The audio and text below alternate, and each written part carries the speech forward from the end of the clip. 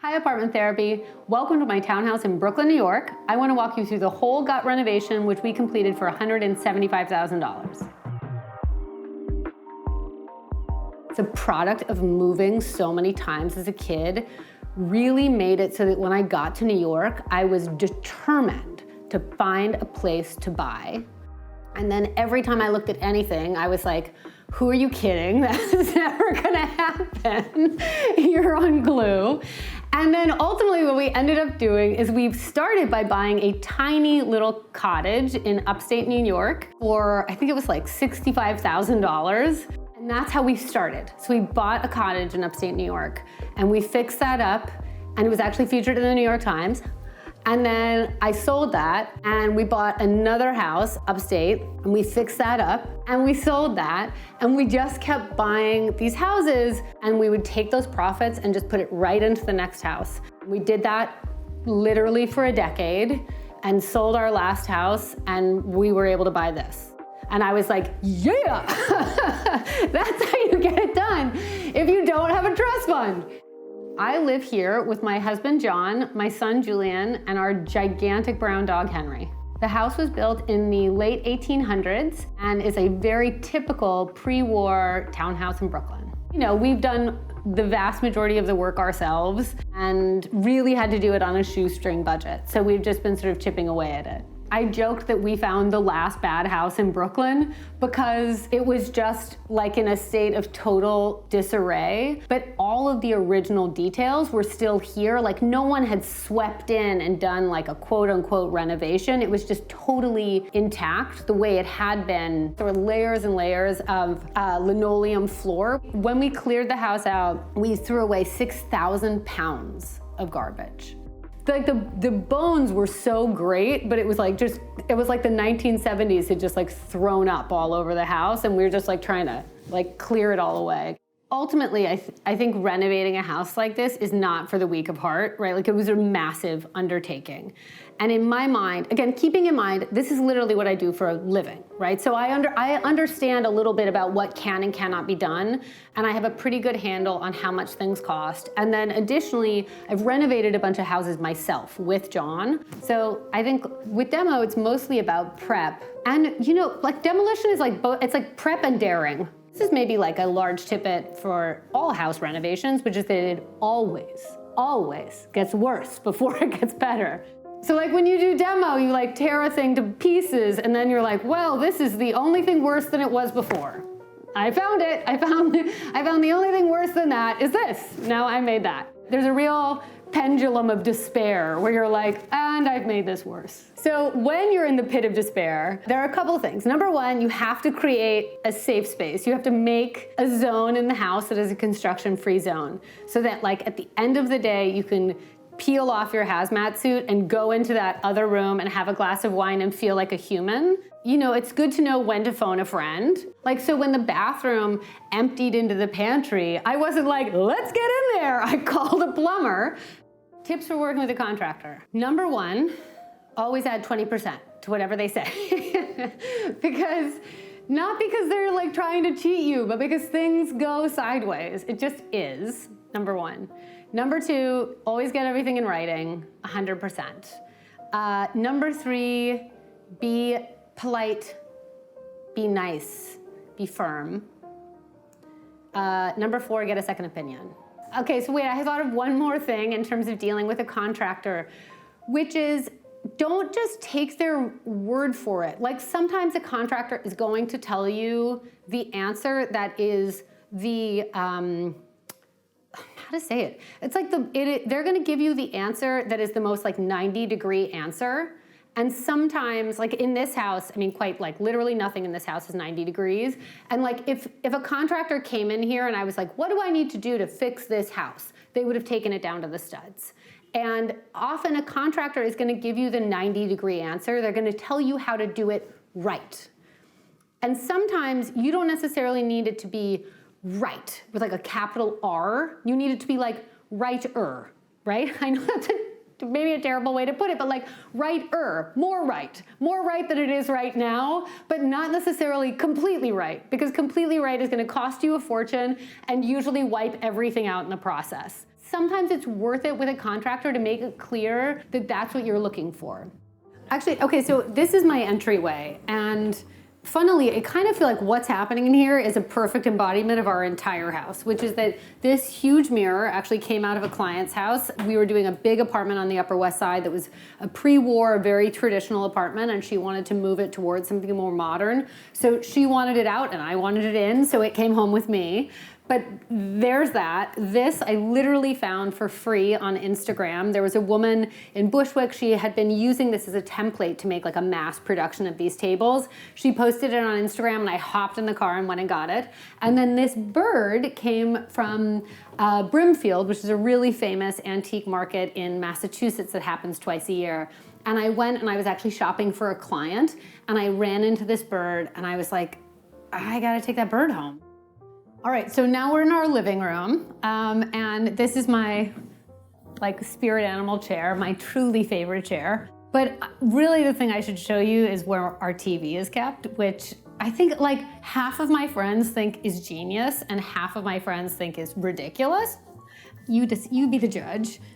It's on a cleat behind this painting. So it just sits there. And I have to tell you, we just literally do this. So I think other people think it's like unimaginable. We just really take down the painting and put up the painting. I want my family to be able to watch a movie and all be together. And I also don't want to look at a TV. So this is what we landed on. Okay, our kitchen is a great example. I think our kitchen's a great example of a bunch of my sort of like design ethos, which is that a lot of it is sort of like salvaged and found. And then very specific pieces have been purchased because they were like the necessary thing. So this actually came out of a kitchen that was upstairs on the top floor, this sink. This is like 90% of the stuff that we cook with is hanging on this rack. To me, this is like a great example of sort of what I subscribe to in terms of a design idea, which is that something should be both beautiful and functional simultaneously, kind of whenever possible. That everything that you see when you walk through your house should be there on purpose, not because there was nowhere else to put it. I've used Lee's Tile a number of places. I love it. Contractors hate it because it's so undulating and so uneven, it makes them crazy. But in this particular situation, I liked the idea. This kind of reminds me of like, I don't know, I mean, maybe this is just me. I feel like it has this sort of like Victorian scullery vibe where it's like, you know, I think I sort of want to channel that like Downton Abbey, like basement kitchen feeling. And there's something about having the tile go all the way to the ceiling that makes it feel like that.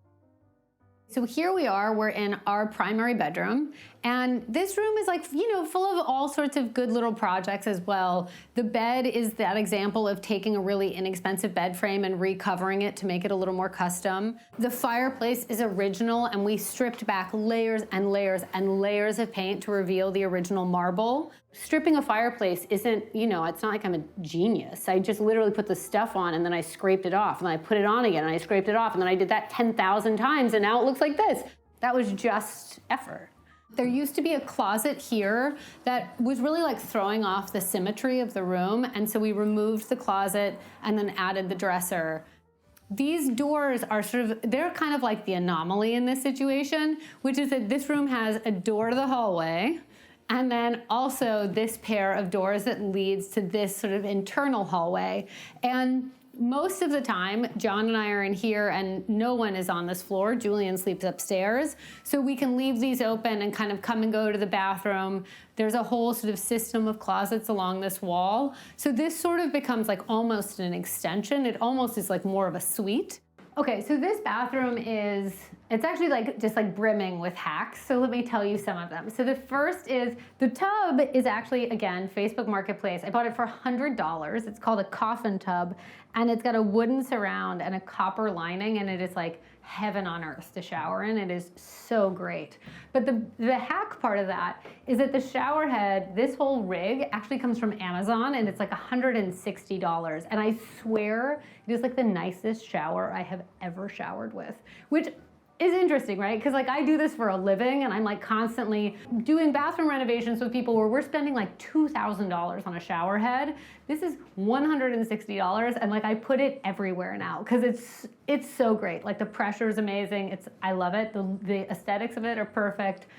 Number two, the tile, we installed this tile ourselves, and it comes from Urban Archaeology, which is a very expensive company. However, they have what are basically like they have a remnants warehouse, which are the last, like kind of the last leftovers of entire tile collections.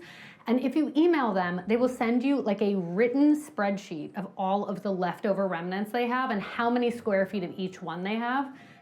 Lastly, the floor tile came from a place called Floor and Decor, and they are kind of like they're like the Home Depot of tile. Like it's not super expensive. All of it's really like kind of workhorse, heavy hitting tile. And this particular one I think is really like cheap and cheerful. It feels very pre-war. It's very like delightful and kind of dainty and was really inexpensive. So that's like such a good hack as well. The sink also just came out of another project where someone else was doing renovation. They were throwing it out and I was like, here, why don't you put that in my car instead? And now it's at my house. So I guess to that point, the idea is even in the bathroom, it doesn't necessarily have to be brand new. There's still a way to do that in like a cost-effective sort of cheeky way if you play your cards right.